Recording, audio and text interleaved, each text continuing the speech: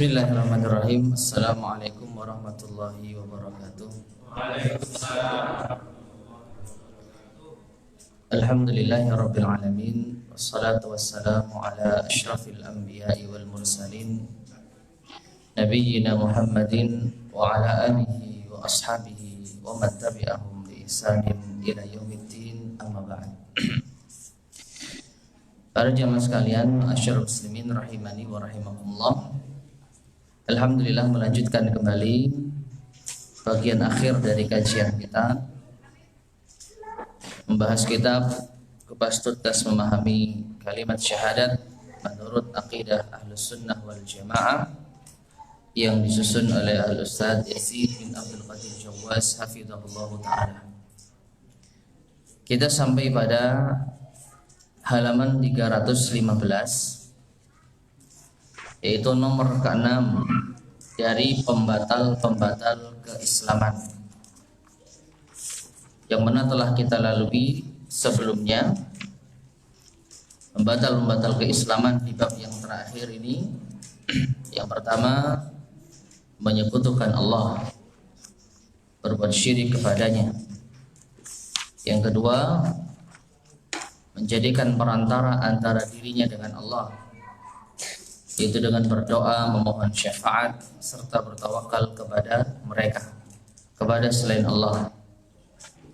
Yang ketiga, tidak mengkafirkan orang musyrik atau ragu atas kekafiran mereka atau membenarkan pendapat mereka, dengan perincian yang kita telah terangkan pada pertemuan yang lalu, yaitu yang dimaksud kita tidak mengkafirkan orang musyrik dan orang kafir, yaitu yang mereka telah benar-benar kafir menurut Al-Quran, seperti Fir'aun, Abu Lahab, dan yang semisalnya. Demikian pula yang telah disebutkan oleh Rasulullah SAW atas kekafirannya. Maka tidak mengkafirkan atau menganggap kafir mereka yang telah Allah dan Rasulnya kafirkan, ini termasuk pembatal keislaman. Yang keempat, meyakini adanya petunjuk yang lebih sempurna daripada sunnah Nabi SAW. Meyakini ada yang lebih sempurna dari petunjuknya Rasulullah SAW. Dan yang kelima, pertemuan terakhir kita, yaitu tidak senang dan membenci hal-hal yang dibawa oleh Rasulullah SAW. Ya, ketika telah datang hadis Rasulullah SAW, lalu tidak senang, ia benci, maka ini termasuk di antara pembatal keislaman, meskipun ia sendiri melaksanakannya. Nah, ini 5 poin yang sudah kita terangkan pada pertemuan sebelumnya, dan sekarang kita menginjak poin yang ke-6. Di antara bentuk kekafiran atau pembatal keislaman adalah menghina Islam. Ya, menghina Islam, yaitu orang yang mengolok-olok, menghina Allah dan Rasulnya, Al-Quran, agama Islam, malaikat, atau para ulama karena ilmu yang mereka miliki. Karena ini semualah simbol-simbol keislaman. Allah Subhanahu wa taala, Rasulullah SAW, Al-Quran, demikian pula agama Islam, malaikat atau para ulama karena ilmu yang mereka miliki. Atau menghina salah satu syiar dari syiar-syiar Islam, seperti salat, zakat, puasa, haji, tawaf di Ka'bah, wukuf di Arafah, atau menghina masjid, azan, memelihara jenggot, atau sunnah-sunnah Nabi SAW lainnya. Dan syiar-syiar agama Allah pada tempat-tempat yang disucikan dalam keyakinan Islam, serta terdapat keberkahan padanya, maka dia telah kafir, dia telah keluar dari Islam. Apa dalilnya? Allah Subhanahu wa taala berfirman di dalam surat At-Taubah ayat 65 dan 66. Qul abillahi wa ayatihi wa rasulihi kuntum tastahzi'un la ta'tadhiru qad kafartum ba'da imanikum in na'fu an ta'ifatin minkum nu'adzib ta'ifatan bi annahum kanu mujrimin. Yang artinya, katakanlah wahai Muhammad kepada mereka, apakah dengan Allah ya dan ayat-ayatnya serta Rasulnya kalian jadikan sebagai bahan olok-olok, kalian jadikan sebagai bahan candaan? Tidak perlu kalian meminta maaf karena kalian telah kafir setelah beriman. Jika kami memaafkan sebagian dari kalian karena telah taubat, niscaya kami akan mengadab golongan yang lain karena sesungguhnya mereka adalah orang-orang yang selalu berbuat dosa. Ma'asyarul muslimin rahimani wa rahimakumullah, ayat ini merupakan ayat yang jelas dengan sebab mengolok-olok, menghina simbol-simbol Islam seseorang keluar dari agama Islam. Adapun ayat ini turun disebabkan ada sekelompok orang yang mereka menghina Rasulullah sallallahu alaihi wasallam. Ya, mereka mengatakan bahwasanya tidak ada orang yang lebih buncit perutnya dibandingkan dengan Muhammad, dibandingkan dengan para pembaca Quran kami, yaitu Rasulullah SAW dan para sahabatnya. Nah, ketika ditanya, mereka mengatakan kami ini hanya bersenda gurau supaya kita ini tidak penat di dalam melakukan perjalanan jauh. Lalu turunlah ayat yang mulia ini. Ya, apakah Allah, ayat-ayatnya dan Rasulnya kalian jadikan sebagai bahan candaan? Maka tidak perlu kalian minta maaf karena qad kafartum, kalian telah kafir setelah beriman. Maka hadis ini atau ayat ini, ma'asyarul muslimin rahimani wa rahimakumullah, ayat yang jelas dilarang bagi kita untuk menghina simbol-simbol keislaman. Tidak boleh bagi kita untuk menghina Allah, Rasulnya, ayat-ayatnya. Termasuk juga apa yang dibawa oleh Rasulullah SAW.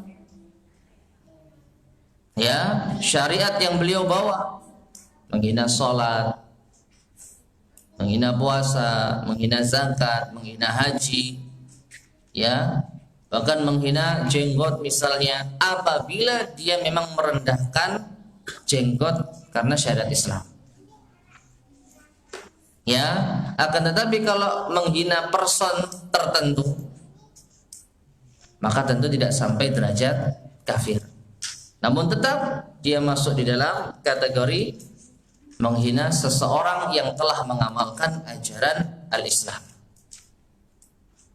Ya, jadi kalau yang dihina adalah ajarannya, yang dihina adalah jelas-jelas dalil yang dibawakan dari Al-Quran maupun Sunnah tentang syariat Islam, maka termasuk di dalam ayat ini.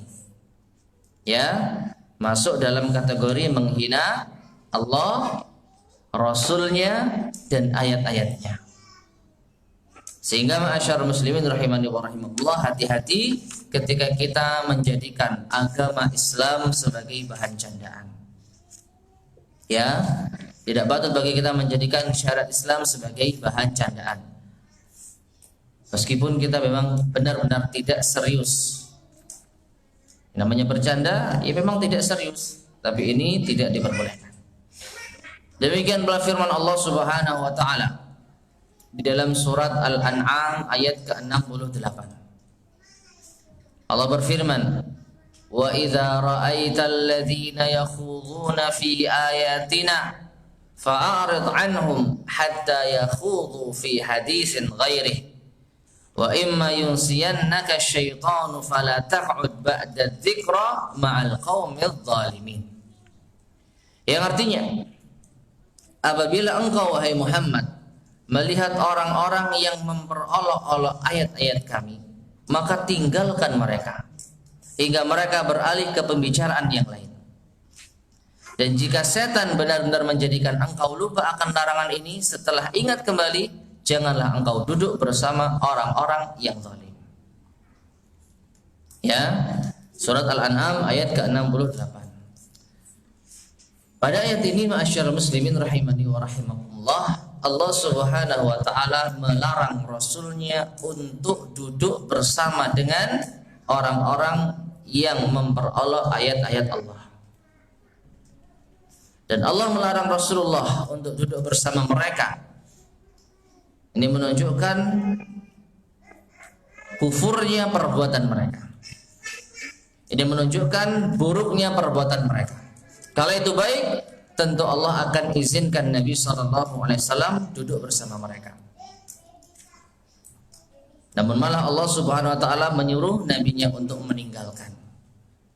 Dan ini juga berlaku bagi kita. Ketika kita duduk di suatu majelis bersama orang-orang yang sedang memperolok ayat-ayat Allah, memperolok agama Allah, memperolok Rasulullah, memperolok para sahabat, maka kita diperintahkan untuk meninggalkannya sampai mereka beralih ke pembicaraan yang lainnya. Ini termasuk di antara sikap tegas di dalam memegang teguh agama Islam, membenci apa yang Allah benci. Maka jangan sampai kita berduduk bersama dengan orang-orang yang mengolok-olok agama Allah Subhanahu wa taala. Meskipun kita sendiri tidak mengimani, kita tidak membenarkan, namun sekedar duduk saja, Allah perintahkan Rasulnya untuk menyingkir, tinggalkan. Ya, nah ini pesan bagi kita, jangan sampai kita menjadi salah satu saksi di antara orang-orang yang mengolok ayat-ayat Allah Subhanahu wa taala, sehingga kita diam dan tidak mengambil sikap. Karena ini termasuk di antara pintu yang dapat menjerumuskan kepada kekufuran, pembatal keislaman. Selanjutnya yang ketujuh, di antara bentuk pembatal keislaman adalah melakukan sihir, yaitu melakukan praktek-praktek sihir. Termasuk di antaranya as-sarf dan al-ataf. Termasuk praktek sihir adalah as-sarf dan al-ataf. Apa itu as-sarf? Guna sihir yang dimaksudkan untuk merubah keadaan seseorang dari apa yang dicintainya, seperti memalingkan kecintaan seorang suami terhadap istrinya menjadi kebencian terhadapnya. Ya, jadi seorang suami disihir supaya benci istrinya. Maka praktek sihir ini termasuk di antara kekufuran, pembatal keislaman. Adapun al-ataf, pengasihan atau pelet, adalah amalan sihir yang dimaksudkan untuk memacu dan mendorong seseorang dari apa yang tidak dicintainya sehingga ia mencintainya dengan cara-cara setan. Ya, jadi sesuai dengan peribahasa cinta ditolak. Nah ini, asalnya nggak seneng, benci, dilamar nggak mau, tapi karena si laki-laki menghalalkan berbagai macam cara, ia datang ke dukun, lalu minta untuk dipeletkan. Maka ini hakikatnya apa? Sihir. Ya, ini adalah sihir. Jadi sihir secara umum ada dua terkait dengan hubungan. Sihir untuk menjadikan orang benci disebut apa? As-sarf. Ya, karena as-sarf sendiri secara bahasa artinya pemalingan, memalingkan seseorang dari yang asalnya cinta menjadi benci, menjadi berpaling. Sedangkan untuk menarik sihir ataf, ya perasaan, jadi menumbuhkan rasa cinta. Atau secara bahasa artinya cinta, terpaut, terikat. Maka dua-duanya adalah sihir, termasuk di antara hal yang membatalkan keislaman. Adapun dalilnya, Allah Ta'ala berfirman di dalam surat Al-Baqarah ayat 102, wa ma yu'allimani min ahadin hatta yaqula innama nahnu fitnatun fala takfur. Padahal keduanya tidak mengajarkan sesuatu kepada seorang pun sebelum mengatakan sesungguhnya kami hanyalah cobaan bagimu, sebab itu janganlah kafir. Ayat ini awalnya menceritakan tentang dua malaikat yang mengajarkan sihir. Ya. Tetapi malaikat itu berpesan, ini adalah ujian bagi kalian. Jangan kalian kafir, jangan kalian belajar sihir. Ini menunjukkan bahwasanya sihir itu membuat seseorang keluar dari Islam. Demikian pula dari Abdullah bin Mas'ud radhiyallahu anhu, ia berkata, Rasulullah sallallahu alaihi wasallam bersabda, "Innar ruqa wat tamaima wat tiwalata syirkun." Sesungguhnya jambi-jambi, jimat dan tiwalah yaitu pelet adalah perbuatan syirik. Ya, adalah perbuatan syirik yang dapat mengeluarkan seseorang dari Islam. Maka ma'asyar muslimin rahimani wa rahimakumullah, segala macam bentuk sihir wajib untuk kita singkirkan dari kehidupan kita. Karena ini adalah pintu yang dapat mengeluarkan kita dari al-Islam. Selanjutnya yang ke-8, memberikan pertolongan kepada orang kafir dan membantu mereka dalam rangka memerangi kaum muslimin. Termasuk di antara pembatal keislaman. Ya, memberikan pertolongan kepada orang kafir dalam dan membantu mereka dalam rangka memerangi kaum muslimin. Jadi dengan sebab pertolongan kita, orang-orang kafir bisa menguasai kaum muslimin. Ini termasuk di antara hal yang membatalkan keislaman. Allah Subhanahu wa taala berfirman di dalam surat Al-Maidah ayat yang ke-51.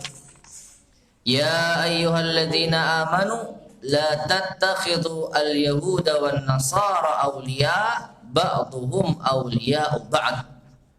Wa man yatawallahum minkum fa innahu minhum innallaha la yahdil qaumadh dhalimin.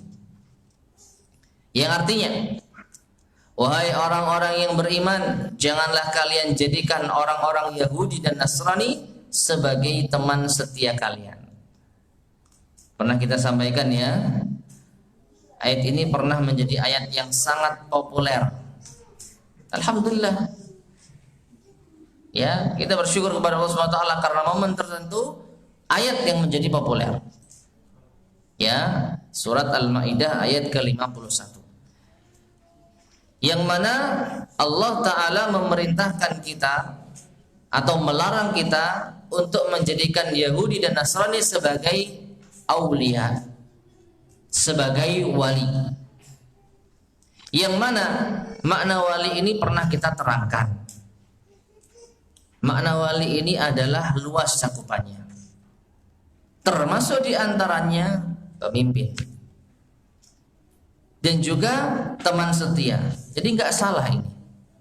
Jadi kalau ada yang mengatakan ada yang merubah terjemah Al-Quran yang harusnya surat Al-Maidah ayat 51 diartikan dengan pemimpin, ini diartikan dengan teman setia, maka orang-orang ini telah merubah ayat. Maka jawabannya tidak. Karena makna aulia itu luas. Salah satu diantaranya adalah pemimpin. Demikian pula diantara maknanya adalah teman dekat. Bahkan ketika kita artikan aulia sebagai teman dekat, ini tidak bertentangan. Artinya apa? Menjadikan orang Yahudi dan Nasrani sebagai teman dekat saja enggak boleh, apalagi menjadikan mereka sebagai apa? Pemimpin. Ini cara berpikir yang sederhana. Ya. Jadi Allah Subhanahu wa taala melarang kita untuk menjadikan orang Yahudi dan Nasrani sebagai teman dekat kita, sebagai pemimpin kita, sebagai orang yang kita jadikan ketua dan lain sebagainya. Nah ini, wa may yatawallahum minkum fa innahu minhum. Dan siapa yang berwala, ini perhatikan. Ya, siapa yang loyal, setia kepada mereka, maka kalian termasuk mereka. Sesungguhnya Allah tidak memberikan hidayah, petunjuk kepada orang-orang yang berbuat zalim. Nah, ini termasuk di antara hal yang dapat menjadikan seorang keluar dari Islam. Demikian pula ayat yang berikutnya, surat Al-Maidah ayat ke-57. Allah berfirman, "Ya ayyuhalladzina amanu la tattakhidhul ladzina ittakhadhu dinakum huzwan wa la'iban minal ladzina utul kitaba min qablikum wal kuffara awliya wattaqullaha in kuntum mu'minin." Yang artinya, wahai orang-orang yang beriman, janganlah kalian jadikan pemimpin kalian orang-orang yang membuat agama kalian jadi bahan ejekan dan permainan, yaitu di antara orang-orang yang telah diberi kitab sebelum kalian dan orang-orang kafir, orang musyrik. Dan bertakwalah kepada Allah jika kalian orang-orang yang beriman. Ya. Jadi di sini bentuk menjadikan orang-orang kafir sebagai pemimpin, sebagai teman dekat, pada hakikatnya menjadikan mereka, menolong mereka, membantu mereka untuk memerangi kaum muslimin. Mengapa? Karena mereka tidak akan ridha kepada Islam. Walan tarda ankal yahudu walan nasara hatta tattabi'a millatahum. Dan tidak akan ridha kepadamu wahai Muhammad, Yahudi baik Nasrani, hingga engkau mengikuti agama mereka. Ya. Jadi orang-orang Yahudi dan orang-orang Nasrani tidak akan pernah ridha dengan umat Islam sampai kita tinggalkan agama kita dan kita masuk ke agama mereka. Atau minimalnya kita sudah tidak peduli dengan agama kita. Kita sudah tidak peduli dengan Islam dan kaum muslimin. Meskipun nggak masuk agama mereka, yang penting kita sudah tidak menampakkan identitas keislaman, mereka baru senang dengan kita. Lantas apakah orang-orang semacam ini kita jadikan sebagai pemimpin, kita jadikan sebagai teman dekat, kita jadikan sebagai orang yang harus kita setia kepadanya? Maka tentu tidak. Sehingga orang yang menjadikan mereka seperti ini, maka ini bisa masuk ke dalam kekufuran, keluar dari agama Islam. Ya, meskipun ayat ini tidak secara langsung menyimpulkan demikian, tetapi kalau memang seseorang jelas-jelas menjadikan atau membantu orang kafir untuk memerangi, ya sekali lagi untuk memerangi kaum muslimin, maka ini bisa jatuh kepada kekafiran. Nah, yang kesembilan, di antara pembatal keislaman adalah meyakini bahwa manusia bebas keluar dari syariat Nabi Muhammad SAW. Artinya meyakini bahwa ada seseorang yang mungkin sudah memenuhi persyaratan, dia bisa keluar dari syariatnya Nabi Muhammad SAW. Yaitu orang yang mempunyai keyakinan bahwasanya sebagian manusia diberikan keleluasaan, kebebasan untuk keluar dari syariat ajaran Nabi Muhammad SAW. Sebagaimana Nabi Khidir, terlepas dari perbedaan pendapat ya di kalangan para ulama, Khidir ini nabi atau bukan? Ini ada pembahasan tersendiri. Ada yang berpendapat bukan dan ada yang berpendapat nabi. Terlepas dari itu, di sini Al-Mu'allif menyebutkan sebagaimana Nabi Khidir dibolehkan keluar dari syariat Nabi Musa alaihissalam, maka ia telah kafir. Artinya, kalau ada yang menyamakan siapapun dia, ya, katakanlah seorang wali dianggap berposisi sebagai Nabi Khidir, sedangkan Nabi kita Muhammad sallallahu alaihi wasallam sebagai Nabi Musa, maka ia telah kafir. Wali ini itu ibarat Nabi Khidir, ya, dengan Nabi Musa alaihissalam. Mereka berdalil bahwasanya Nabi Khidir ini keluar dari syariatnya Nabi Musa. Justru Nabi Musa yang menimba ilmu kepada Nabi Khidir dengan 3 kejadian yang tidak diketahui oleh Nabi Musa, tapi Nabi Khidir mengetahuinya. Nah, inilah yang mereka terapkan pula kepada Rasulullah SAW. Rasulullah itu ibarat Nabi Musa. Ada beberapa perkara yang beliau nggak tahu. Nah, wali ini tahu. Ya, sehingga wali ini bisa keluar dari syariatnya Rasulullah karena sampai pada tingkatan tertentu yang dikenal dengan istilah ilmu laduni. Ya, ilmu laduni. Padahal ilmu laduni yang dimaksud itu kalau diambil dari Al-Quran, mil laduni ilma. Ya, ilmu yang ada dari Allah Subhanahu wa ta'ala. Allah yang memberikan ilmu kepada Nabi Khidir tentang kejadian-kejadian yang tidak diketahui oleh Nabi Musa. Dan ini pun Allah Subhanahu wa ta'ala telah turunkan wahyunya di dalam Al-Quran. Jadi jelas Allah membenarkan tindakan Nabi Khidir tersebut. Maka dalam kondisi itu Nabi Musa kita akui beliau tidak tahu sebagaimana yang diketahui oleh Nabi Khidir. Adapun sekarang mana dalilnya, mana wahyu yang Allah turunkan membenarkan perbuatan sebagian wali yang boleh untuk keluar dari syariatnya Nabi Muhammad SAW? Mana dalilnya? Kalau Nabi Khidir, Nabi Musa ada dalilnya, surat Al-Kahfi, silakan dibaca. Allah telah tegaskan hal tersebut, dan ini juga yang telah dibaca oleh Nabi kita Muhammad SAW. Adapun Nabi Muhammad, mana dalilnya? Kalau beliau itu ada sesuatu yang tidak diketahui, lalu ada wali yang lainnya yang mengetahui. Ini. Maka keyakinan seseorang boleh keluar dari syariat Muhammad SAW ini adalah keyakinan yang kufur. Taib. Kemudian di sini al-muallif hafizallahu taala mengatakan, karena seorang nabi diutus secara khusus kepada kaumnya, maka tidak wajib bagi seluruh manusia untuk mengikutinya. Ini berbicara tentang Nabi Musa, ya, dengan sedikit perbedaan pendapat di kalangan para ulama tentang definisi nabi dan rasul dan yang semisalnya. Namun yang jelas di sini Nabi Musa alaihissalam syariatnya terbatas, hanya bagi kalangan Bani Israel saja.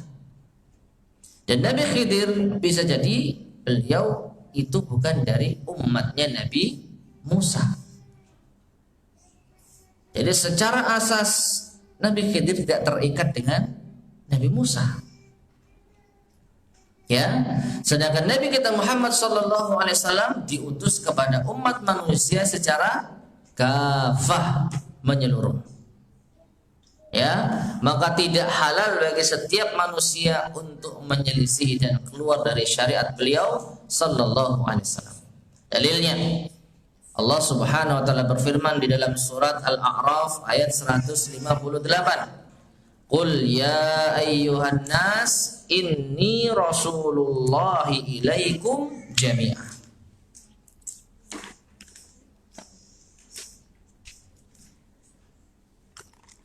Katakanlah, kalau ada kata di dalam Al-Quran qul, maka dipastikan itu diarahkan kepada Nabi kita Muhammad sallallahu alaihi wasallam. Katakanlah wahai Muhammad. Jadi Nabi diperintah untuk mengatakan kepada siapa yang Allah perintahkan. Katakanlah wahai Muhammad, wahai manusia, sesungguhnya aku ini utusan Allah bagi kalian semua. Siapapun dia, asalkan dia berjenis manusia, bahkan jin. Di dalam ayat yang lain, jin pun juga ikut syariatnya Nabi Muhammad sallallahu alaihi wasallam. Nah ini, maka aku, kata Rasulullah, adalah utusan Allah bagi kalian semua. Siapapun manusianya, maka mereka wajib untuk mengikuti syariat beliau sallallahu alaihi wasallam.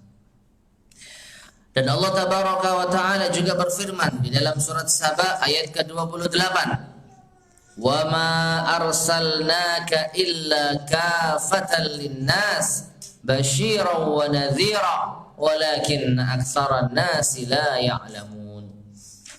Yang artinya, dan kami mengutus, dan tidaklah kami mengutus engkau wahai Muhammad melainkan kepada kafah, seluruh umat manusia, sebagai pembawa berita gembira dan sebagai pemberi peringatan.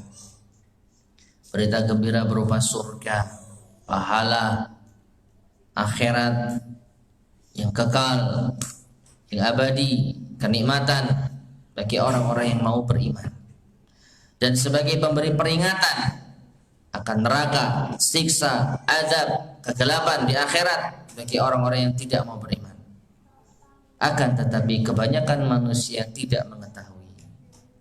Ya, jadi di dalam ayat ini Allah telah utus Nabi kita untuk seluruh umat manusia. Juga firman-Nya di dalam surat Al-Anbiya ayat 107, "Wa ma arsalnaka illa rahmatan lil alamin." Dan tidaklah kami mengutus engkau wahai Muhammad melainkan untuk menjadi rahmat bagi seluruh alam. Ya, jadi seluruh alam, bahkan Nabi kita Muhammad SAW itu sebagai rahmat. Dan juga Allah Ta'ala berfirman di dalam surat Ali Imran ayat ke-83, "Afa ghaira dinillahi yabghun walahu aslama man fis samawati wal ardi taw'an wa karha wa ilaihi yurja'un." Yang artinya, maka mengapa mereka mencari agama yang lain selain agama Allah, padahal apa yang di langit dan di bumi berserah diri kepadanya, baik dengan suka maupun terpaksa, dan hanya kepadanya lah mereka dikembalikan. Ya, ayat ini tidak langsung terkait dengan Nabi kita yang mulia sallallahu alaihi wasallam, namun maknanya mencakup, yaitu orang yang mencari agama selain dari agama Allah, yang mencari Rasul selain Rasulnya Allah, maka mereka itu adalah orang-orang yang tidak beriman kepadanya. Ya, dan yang terakhir, di antara dalil akan wajibnya kita untuk tunduk kepada syariatnya Rasulullah SAW, hadis yang diriwayatkan oleh Imam Ahmad. Nabi SAW bersabda, "Walladzi nafsi biyadihi law anna Musa kana hayyan ma wasi'ahu illa ayyattabi'ani." Yang artinya, demi Allah yang jiwaku berada di tangannya, jika seandainya Nabi Musa alaihissalam hidup di tengah-tengah kalian, maka tidak ada keleluasaan baginya kecuali ia wajib mengikuti syariatku. Bayangkan, ya, seandainya Nabi Musa itu hidup, maka tidak boleh bagi Nabi Musa melainkan harus mengikuti syariatnya Rasulullah sallallahu alaihi wasallam. Dari sini ma'asyarul muslimin rahimani wa rahimakumullah, siapapun yang meyakini ya ada pengecualian di antara umat Islam untuk tidak mengikuti syariatnya Rasulullah sallallahu alaihi wasallam, maka ia telah kafir. Maka ia telah keluar dari Islam. Konsekuensinya, apabila ada seseorang yang membagi tingkatan agama menjadi syariat, hakikat, ma'rifat, kembali ya, syariat, benar ya, syariat, hakikat, ma'rifat.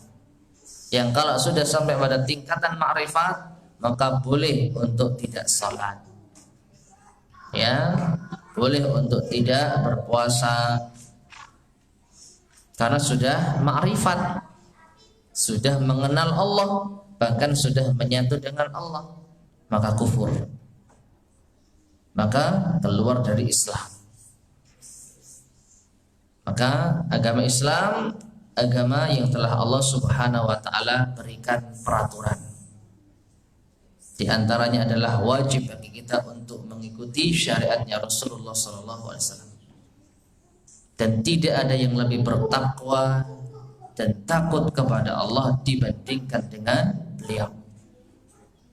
Beliau sallallahu alaihi wasallam berkata, "Inni la akhsyakum lillahi wa atqakum lah." Sesungguhnya aku adalah manusia yang paling bertakwa kepada Allah dan yang paling takut kepadanya.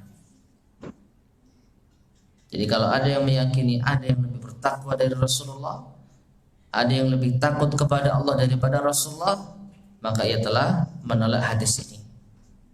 Menolak hadis termasuk di antara menolak syariat Allah. Maka bisa keluar dari agama Islam. Nah ini.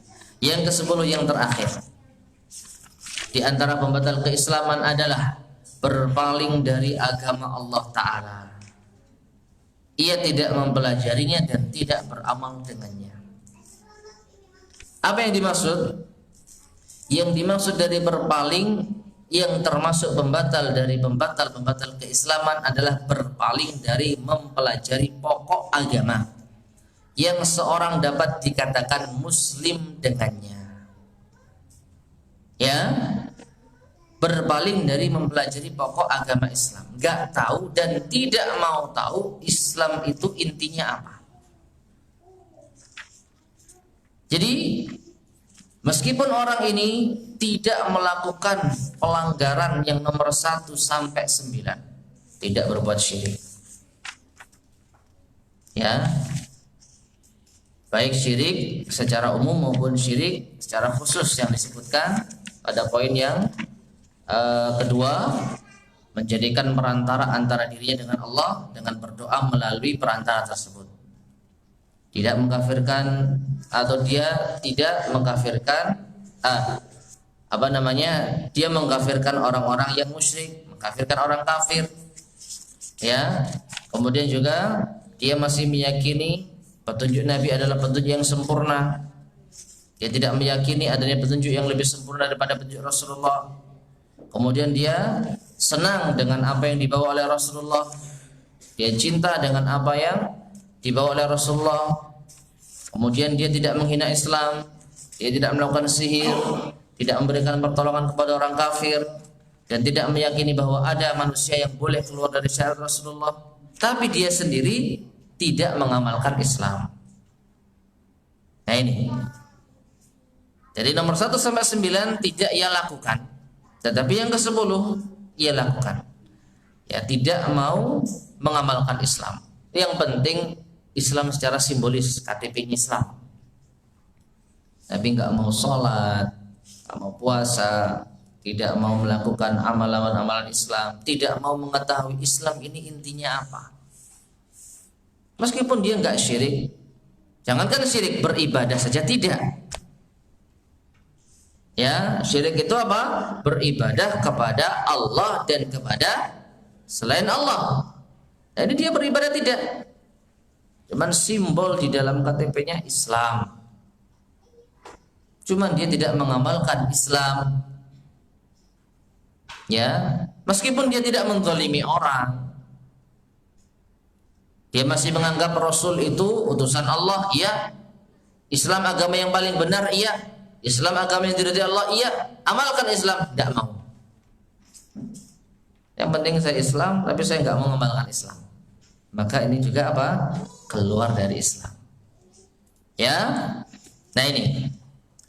Jadi seorang dapat dikatakan muslim dengannya. Dengan apa? Dengan mempelajari pokok agama tersebut. Meskipun ia jahil, bodoh terhadap perkara-perkara agama yang sifatnya terperinci.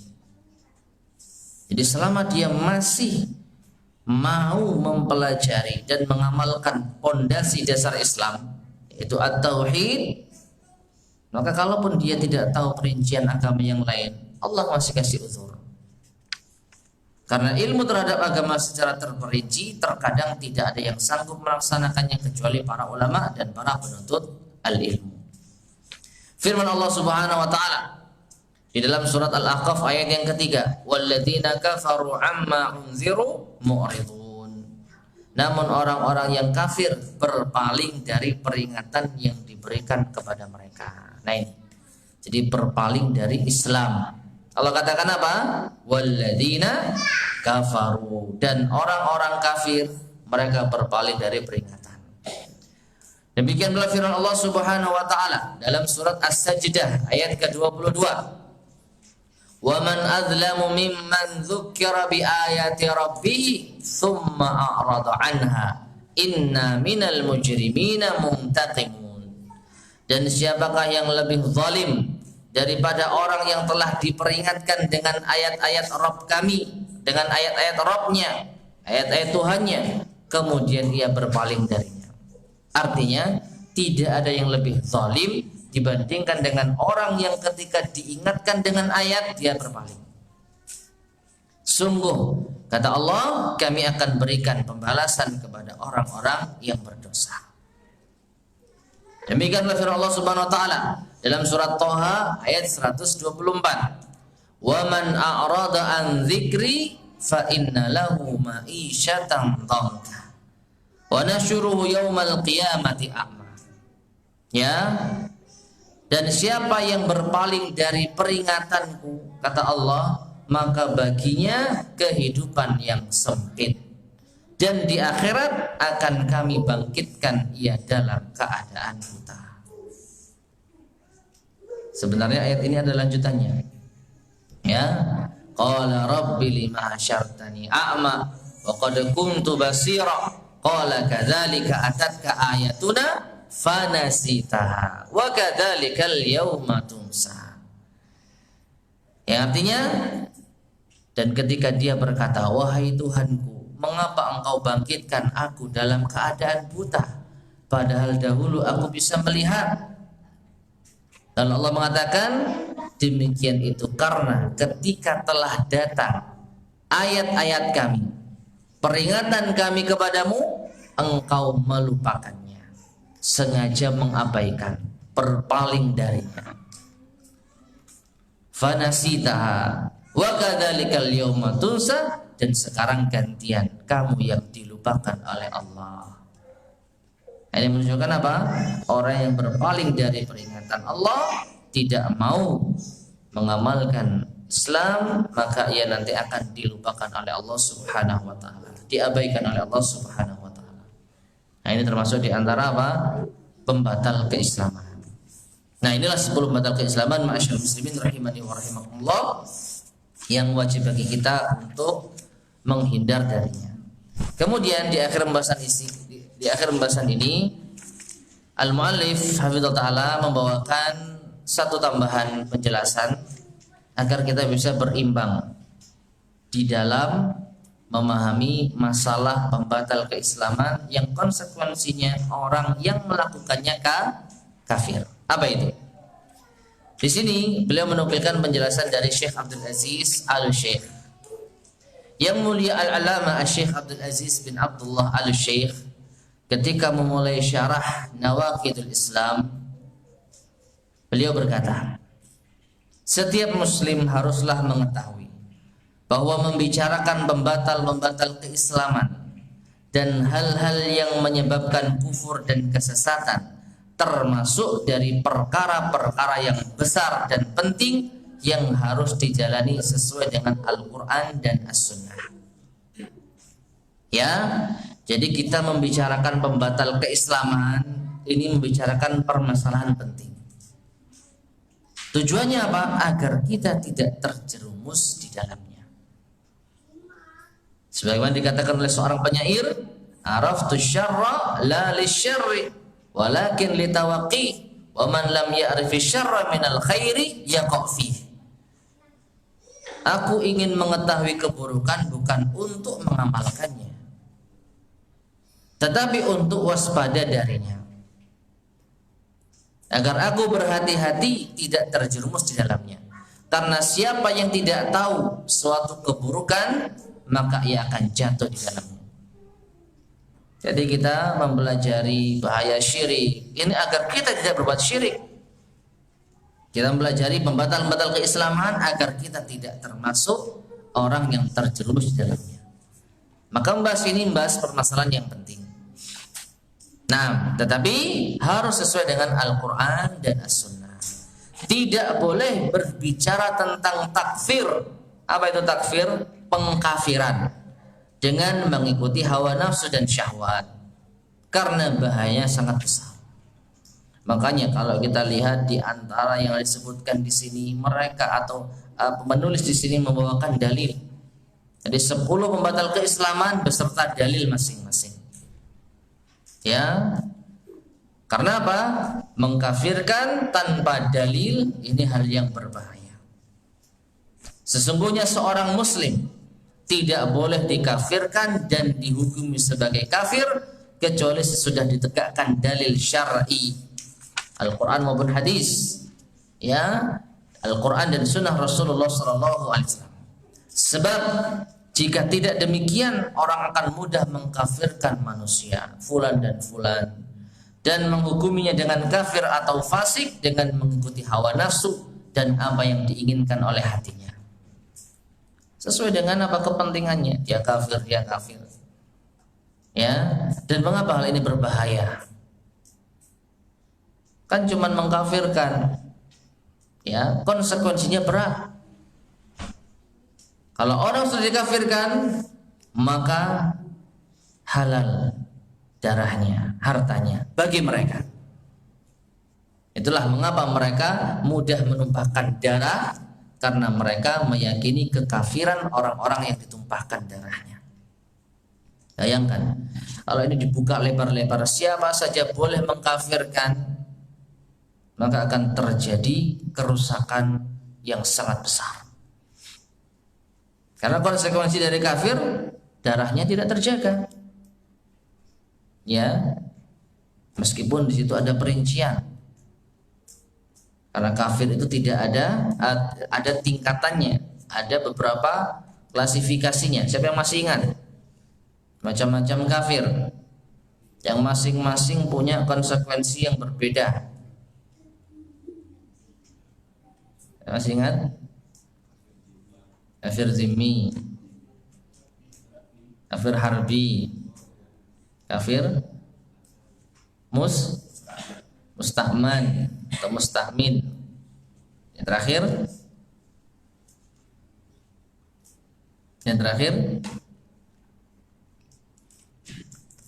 ada 4, masing-masing berbeda dalam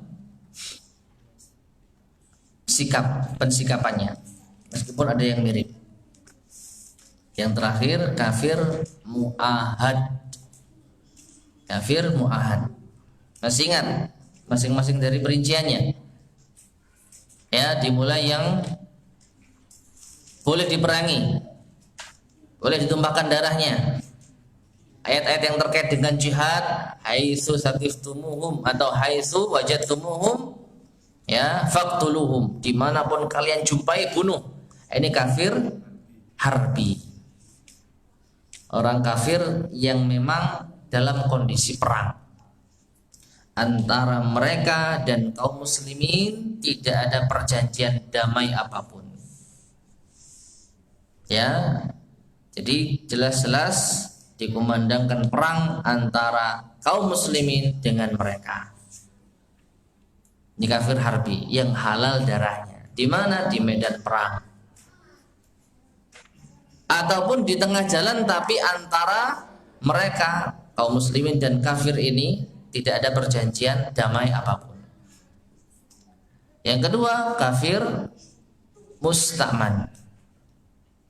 Kafir musta'man, yaitu orang kafir yang meminta atau yang diberikan jaminan perlindungan oleh seorang muslim. Ya, asalnya kafir harbi, boleh dibunuh, tapi karena suatu kondisi tertentu dia diizinkan untuk memasuki wilayah kaum muslimin dengan jaminan. Misalnya ada seorang muslim berkata kepada pemimpin kaum muslimin, ya, ini saudara saya dia kafir, harbi sebenarnya, tapi dia ada keperluan dengan saya, tolong jangan diganggu. Maka dia masuk ke dalam negeri kaum muslimin, tidak boleh ditumpahkan darahnya. Meskipun orang yang lain yang senegara dengannya misalnya dalam keadaan perang, berkecamuk. Ya. Demikianlah contohnya adalah utusan dua negeri kafir dan Islam saling bertempur, saling berperang, lalu salah satu di antara mereka mengirimkan utusan. Pemimpin dari orang-orang kafir mengirimkan utusan. Yang namanya utusan itu harus dihormati, tidak boleh tumpahkan darahnya. Ya, makanya Nabi SAW pernah suatu ketika didatangi oleh seorang utusan dari Musailamah Al-Kadzdzab. Itu apa? Nabi disuruh mengikuti nabi mereka. Nabi disuruh mengikuti nabi menurut versi mereka. Maka Nabi mengatakan, seandainya utusan boleh dibunuh, aku bunuh kalian. Tapi nggak boleh, karena dia dalam keadaan terjamin. Maka dosa besar orang yang membunuh utusan, membunuh kafir yang sedang mendapatkan jaminan keamanan. Yang ketiga, kafir mu'ahad. Ini sikupnya lebih besar lagi. Yaitu apa? Antara negeri A kafir dan negeri B Muslim ini punya perjanjian damai. Maka seluruh warga negara mereka tidak boleh ditumpahkan darahnya, tidak boleh diganggu. Karena antara kedua belah pihak punya perjanjian damai. Namanya kafir mu'ahad. Ya, kafir mu'ahad. Dan yang terakhir kafir zimmi.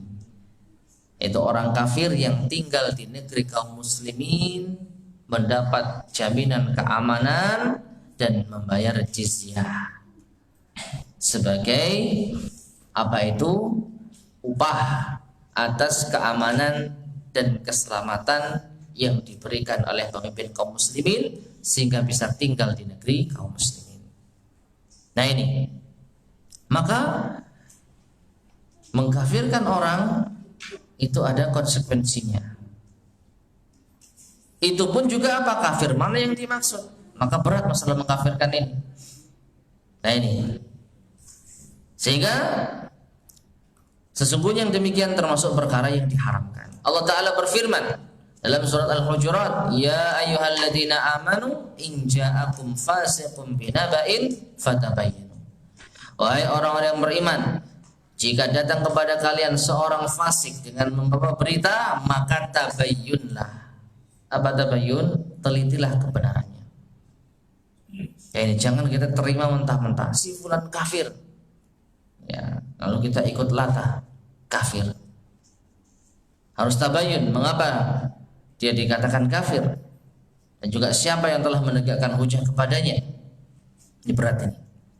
Maka wajib bagi setiap muslim untuk berhati-hati, tidak boleh mengucapkan perkataan atau menuduh seseorang dengan kafir atau fasik kecuali apa yang telah ada dalilnya dari Al-Quran dan As-Sunnah.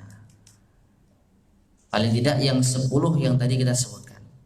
Ya, sesungguhnya perkara takfir menghukumi seseorang sebagai kafir dan tafsik menghukumi seseorang sebagai fasik telah banyak membuat orang tergelincir dan mengikuti pemahaman yang sesat. Jadi gara-gara mengkafirkan banyak kerusakan. Terorisme bermula dari pemahaman ini. Ya, mengkafirkan orang yang dianggap telah keluar dari Islam. Ya, meskipun mereka membawakan dalil, tapi dalil yang dibawakan adalah dalil yang tidak tepat pendalilannya. Ya, pokoknya orang melakukan dosa besar kafir, tanpa ada perincian, tanpa ada penegakan hujah. Inilah keyakinan orang-orang Khawarij. Yang ada adalah kerusakan demi kerusakan. Banyak membuat pemahaman yang sesat. Sesungguhnya ada sebagian hamba Allah yang dengan mudahnya mengkafirkan kaum muslimin hanya dengan suatu perbuatan dosa yang mereka lakukan. atau kesalahan yang mereka terjatuh padanya, maka pemahaman takfir ini telah membuat mereka sesat dan keluar dari jalan yang lurus. Jadi kita pertengahan. Ya, ada pembatal-pembatal keislaman. Di dalam kitab ini disebutkan 10 beserta dalilnya. Tapi jangan gegabah menghukumi orang yang jatuh pada salah satu hal tersebut langsung kafir. Berbeda. Menghukumi orang berbeda dengan kita memberikan peringatan, memberikan satu arahan, memberikan satu kaidah dan aturan. Beda. Makanya para ulama mengenal takfir itu mujmal dan muayyan. Kalau takfir mujmal silakan. Dan ini yang dibawakan oleh muallif, semua serba umum. Orang yang berbuat syirik kafir. Orang yang menjadikan nabi, menjadikan agama sebagai bahan candaan kafir. Dalilnya ini. Ini umum. Kita tidak menyerang person tertentu. Justru ini sebagai peringatan. Ya. Nah, orang yang merasa jatuh pada apa yang dianggap keluar dari keislaman tadi, bertaubat, selesai perkara. Nah, orang yang masih merasa dia benar, ada syubhat, maka didakwahi, disampaikan, dinasihati. Itu kewajiban kita. Adapun vonis mengkafirkan, ya ini ada di tangan para ulama, para umara, ulil amri. Maka kita nggak boleh gegabah dalam mengkafirkan. Jadi pertengahan. Ada hal-hal yang mengeluarkan seseorang dari Islam, tapi penerapannya hati-hati. Nggak boleh kita berbicara dengan mudah kafir. Yang ada adalah kerusakan. Inilah yang kita saksikan. Betapa banyak pemuda-pemuda yang semangat di dalam membela Islam tapi salah jalan. Ya, mereka antusias kalau sudah masalah khilafah, antusias kalau sudah masalah penegakan hukum Islam, antusias kalau sudah masalah kafir. Tetapi mereka minim ilmu. Ya, tidak kita ragukan semangat mereka, tapi semangat juga harus dibimbing dengan ilmu. Ada perkara-perkara yang memang harus prinsip, dan ada perkara-perkara yang ini terkait dengan maslahat umat. Jadi hati-hati.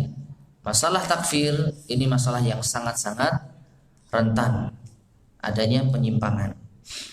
Nah, Imam Asy-Syaukani, Muhammad bin Ali Asy-Syaukani, hidup tahun 1173 sampai 1250 Hijriah rahimahullah, mengatakan, menghukumi seorang muslim, perhatikan, yang kita tahu dia itu muslim, meskipun minimal lewat KTP lah sementara, yang jelas dia mengaku muslim. Ya, menghukumi seorang muslim keluar dari agama Islam dan masuk dalam kekufuran tidak layak dilakukan oleh seorang muslim yang beriman kepada Allah dan hari akhir, melainkan kecuali dengan bukti dan keterangan yang sangat jelas, lebih jelas daripada terangnya sinar matahari di siang hari. Nah ini, ya, ini secara umum kepada seorang muslim. Ada orang muslim yang dia katanya kafir karena melakukan A, melakukan B, melakukan C. Maka gak boleh kita mengkafirkan orang karena rumor, karena katanya, karena dugaan, karena asumsi. Harus apa? Harus jelas mana buktinya, keterangannya. Apakah dia sudah terpenuhi syarat-syarat kafir atau ada penghalang-penghalangnya. Ya, nah ini terkait dengan orang, person yang katakanlah biasa, salah satu dari kaum muslimin. Adapun kalau pemimpin kaum muslimin lebih berat lagi syaratnya. Ya, Nabi SAW melarang kita untuk memberontak kepada pemimpin kaum muslimin kecuali terpenuhi beberapa syarat. Illa antarau kufran, ya illa antarau kufran bawahan indallahi minallahi fihi burhan. Ada minimal 6 poin. Ya, kita diperbolehkan untuk memberontak memerangi pemimpin kaum muslimin kalau kita melihat. Jadi bukan hanya sekedar mendengar, bukan hanya sekedar prediksi, tapi kita benar-benar melihat. Melihat apa? Kufron, kekufuran. Yang dilakukan kesyirikan, jelas. Bawahan dan jelas, tidak samar. Ya. Si fulan datang ke kuburan. Ngapain? Syirik itu. Nah, padahal bisa jadi mengunjungi ziarah kubur. Ya, meskipun itu mengunjungi ziarah kuburnya wali misalnya, kan syirik, belum tahu kita nggak ikut iring-iringannya. Ya, si fulan duduk di kuburan, kemudian tangannya begini, apa yang dilakukan? Ya, belum tahu kita. Ya. Nah ini, maka hati-hati. Jadi illa antara harus melihat kekufuran bawahan jelas. Indakum di sisi kalian, ya, di antara kita, minallahi fihi burhan, dan yang penting ada buktinya. Kita sudah menegakkan hujjah kepadanya. Jangan-jangan dia nggak tahu, atau karena ada syubhat, maka bahaya yang mengkafirkan ini. Di satu sisi pembatal-pembatal kekafiran itu ada, tapi untuk kita terapkan pada person tertentu hati-hati. Terlebih itu kepada pemimpin kita. Ya. Mengapa? Karena sesungguhnya telah ada hadis-hadis yang sahih yang diriwayatkan dari beberapa sahabat bahwa apabila seseorang berkata kepada saudaranya wahai kafir, maka ucapan itu akan kembali kepada salah seorang dari keduanya. Apa artinya? Kalau sudah ada keluar kafir, maka kalau enggak kita balik ke kita, maka dia kafir benar. Ini. Jadi kalau kita mengatakan wahai kafir, kalau dia kafir maka tepat sasaran. Tapi kalau dia enggak kafir, maka kitalah yang akan menjadi kafir. Na'udzubillahi min dzalik. Mengapa? Karena kita telah mengkafirkan muslim. Maka ini berat. Ya. Dan pada lafaz lain dalam Sahihul Bukhari dan Sahih Muslim dan selain keduanya disebutkan, barang siapa yang memanggil seseorang dengan kekufuran atau berkata musuh Allah padahal ia tidak demikian, maka akan kembali kepadanya. Nah ini. Jadi hati-hati mengucapkan kafir, musuh Allah, fasik, munafik, hati-hati. Ah kamu ini munafik, bahaya ini. Ya, meskipun kata-kata munafik mungkin bisa kita maknai pada penjelasan bahasa kita. Apa bahasa kita munafik itu? Kamu itu aslinya cinta tapi munafik. Aslinya seneng, munafik ini. Nah, ini. Kalau seperti itu tentu tidak munafik yang kafir. Tapi bahaya sebenarnya. Munafik itu istilah untuk kafir. Yaitu orang yang menyembunyikan kekafiran, menampakkan keislaman. Tapi zaman sekarang sudah masuk perluasan bahasa. Pokoknya orang yang nggak sesuai dengan isi hatinya munafik. Ya, nah ini.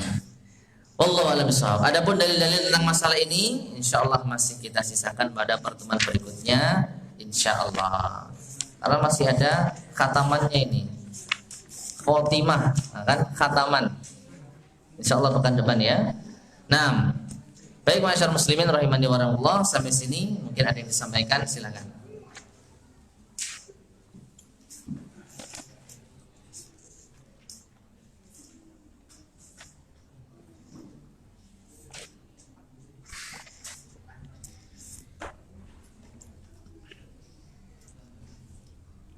Ya.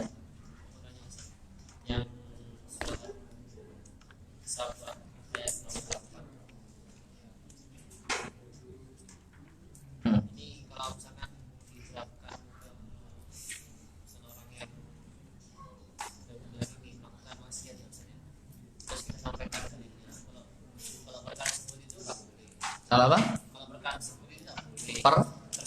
Perkara? Ya, misalkan menjurus ke hal yang syirik atau yang terlewat batas. Kita jelaskan ini dalilnya dan orang bisa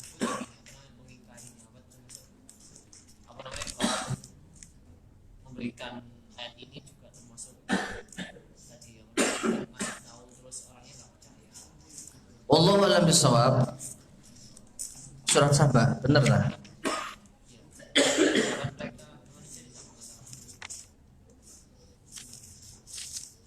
Mungkin yang dimaksud ini berpaling dari peringatan Allah, bukan?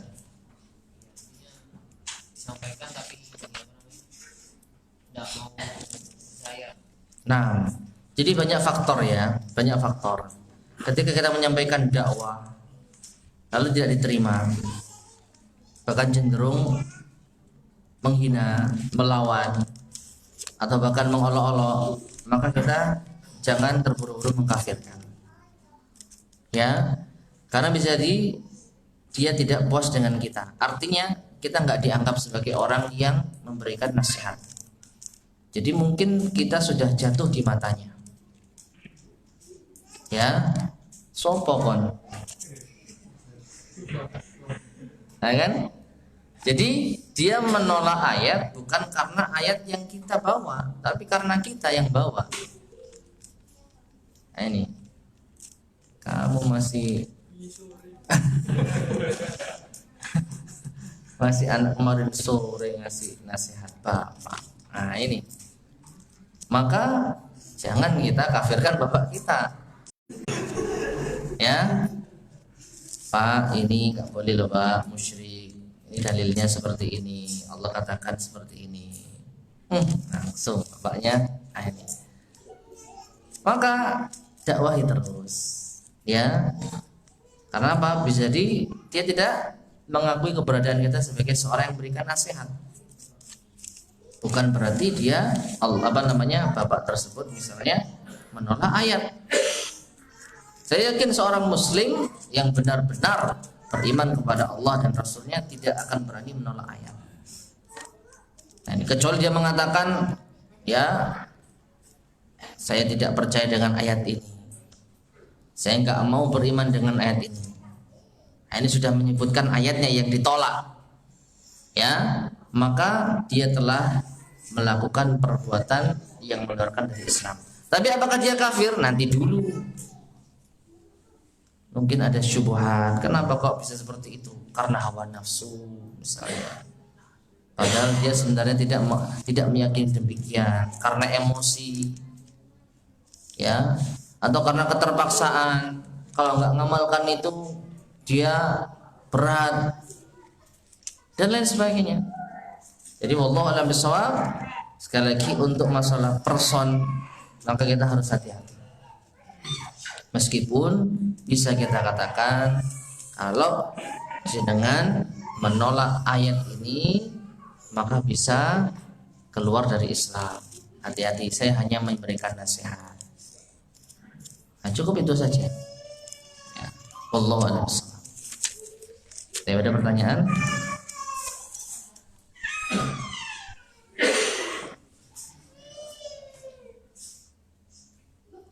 Bagaimana jika ada seorang yang menganggap bahwa Islam hanya menjalankan rukun Islam yang 5 saja, tapi tidak suka jika diingatkan tentang halal haramnya, baik buruknya dan sebagainya, malah menuduh Islam adalah agama yang rumit atau merumitkan manusia? Apakah ia sampai keluar dari Islamnya? Bisa. Kalau dia sampai membenci syariat Islam, bisa. Sekali lagi kita katakan bisa. Meskipun kita nggak boleh memvonisnya. Ya, orang yang membenci syariat Islam,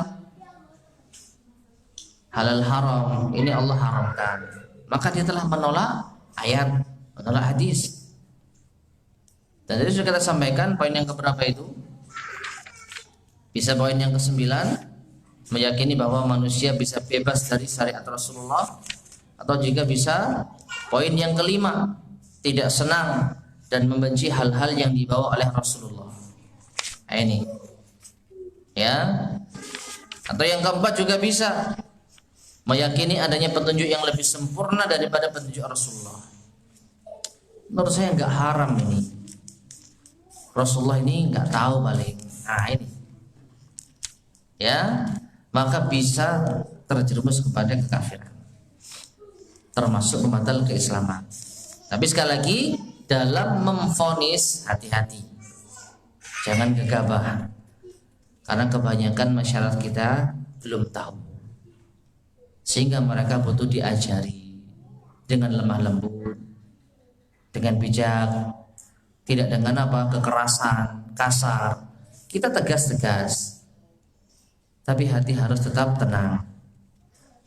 Wajah boleh sangar, hati apa?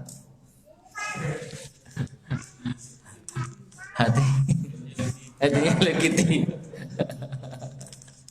Ya, jadi lihatlah Rasulullah SAW, manusia yang paling halus, paling bijaksana, paling lemah lembut. Kalau terkait dengan pribadi beliau nggak pernah marah.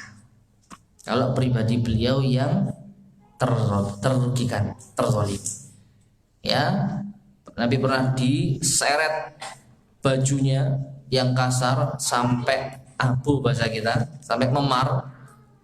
Ya, Nabi tersenyum. Tapi kalau hak Allah yang dilanggar, Nabi marah. Nah ini, ya, kalau Nabi yang didolimi, Nabi biasa, Sallallahu Alaihi Wasallam. Maka kita, kalau Allah dan Rasulnya yang didolimi, yang dicela, yang dihina, kita wajib marah. Nah ini, ya, jadi bisa keluar Islam, tetapi hati-hati di dalam memvonisnya. Bagaimana jika ada seseorang yang telah mendengar dalil tentang halal haramnya sesuatu, sudah jelas penjelasan di Al-Quran, tapi ia masih terus bertanya-tanya atau mencari pembenaran. Wallahu a'lam bishawab. Ya, sekarang apakah dia menolak dalil tentang halal atau haramnya sesuatu? Itu yang pertama. Kalau dia menolak, baik dia amalkan atau tidak, bisa keluar dari Islam. Ya, dia menolak wajibnya sholat.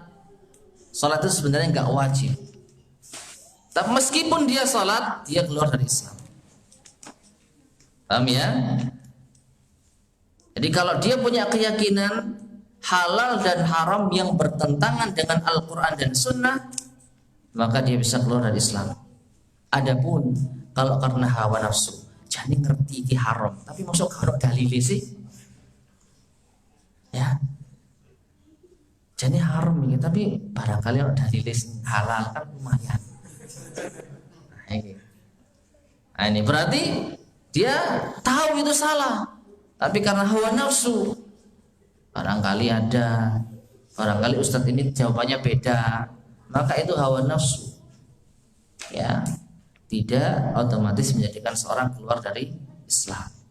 Yang seperti ini dinasihati, diingatkan. Dia mau sadar, alhamdulillah. Gak mau sadar, ditanggung penumpang, kan gitu. Ya, jadi Islam itu mudah. Dakwah sampaikan, diterima, alhamdulillah. Gak diterima, gak sependapat, biasa saja.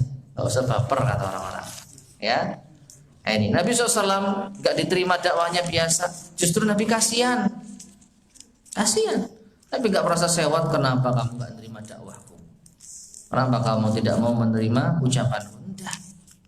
Tugas Nabi itu hanya menyampaikan. Urusan hidayah ada di tangan Allah Subhanahu Wa Taala. Kita pun juga demikian. Jangan kita sok menjadi jagoan, mentang-mentang sudah ngaji langsung kita syirik, kafir, bid'ah. Hati-hati, ya. Pelan-pelan, tegas-tegas, tetapi harus dengan hikmah. Terlebih kalau di situ ternyata mungkin ada masalah yang beda pendapat di kalangan para ulama. Ini kadang-kadang kita gegabah. Maka sering kita sampaikan, kalau kita menghadapi orang yang tidak tahu dan kita ingin menyampaikan, minimal ada unggah-unggahnya. Yang saya ketahui berdasarkan apa yang saya pelajari, ini nggak boleh, Pak. Nah, ini masih mending daripada langsung syirik, kafir, haram. Subhanallah. Kebenaran itu berat, jangan ditambah berat dengan cara penyampaian kita. Ya, ini kalau sudah berbicara langsung ke person. Tapi kalau kita menyampaikan secara umum, silahkan. Barang siapa melakukan ini kafir, ini dalilnya, tegas kita.